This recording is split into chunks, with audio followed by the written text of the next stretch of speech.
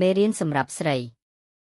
នារីវ័យក្មេងម្នាក់ជួបផ្ទាល់ចែករំលែករឿងទៅញ៉ាំអីនៅផឹបពេលយប់ត្រូវគេដាក់ថ្នាំបាត់ស្មារតីដល់ថ្នាក់ចូលលេខមហាជនអ្នកប្រើប្រាស់បណ្ដាញសង្គមបាននាំគ្នាចែករំលែកបន្តគ្នាប្រងព្រាតបន្ទាប់ពីយុវតីមួយរូបបានចែករំលែកមេរៀនជូនទៅកាន់មិត្តនារីបន្ទាប់ពីខ្លួនបានជួបរឿងនឹកស្មានមិនដល់ដោយត្រូវគេដាក់ថ្នាំនៅផឹបមួយកន្លែងបណ្ដាលឲ្យបាត់បង់ស្មារតីរហូតចូលលេខនៅមន្ទីរពេទ្យមិត្តភាពកម្ពុជាចិនព្រះកុហ្វម៉ាក់នៅយប់ថ្ងៃទី21ឈានចូលថ្ងៃទី22ខែមេសាឆ្នាំ2025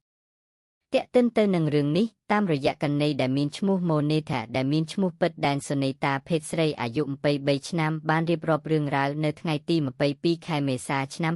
2025នេះឲ្យបានដឹងថាខ្ញុំសូមផ្ដាំទៅមនុស្សស្រីទាំងអស់គ្នាមិនថាពេលណាក៏អាចកើតឡើងបានវេលាម៉ោងប្រហែល10យប់នាងខ្ញុំនៅញ៉ាំអីនៅផឹបមួយកន្លែងបន្ទាប់ពីចប់ការងារជាមួយបងនិងពួកម៉ាក់ខ្ញុំហើយខ្ញុំក៏បានទៅបន្ទប់ទឹកមិនទាន់បានសេពគ្រឿងស្រវឹងទេបញ្ជាក់បន្ទាប់មកក៏មានមនុស្សម្នាក់យកអ្វីមិនដឹងដាក់ឲ្យខ្ញុំ3នាទីក្រោយមកនាងខ្ញុំដកដង្ហើមមិនដល់គ្នាវិលមុខក្អួតរហូតសន្លប់បាត់ស្មារតីចំនួន4ម៉ោងហើយក៏ចូលអ៊ីករហូតដឹងខ្លួនវិញ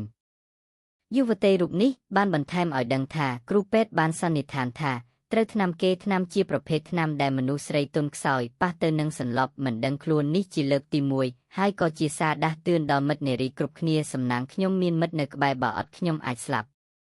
បើស្រឡាញ់ចូលចិត្តកុំភ្លេចជួយចុច Like Share និង Subscribe ដើម្បីបានវីដេអូថ្មីទៀតអរគុណចំពោះការចូលទស្សនាវីដេអូនេះ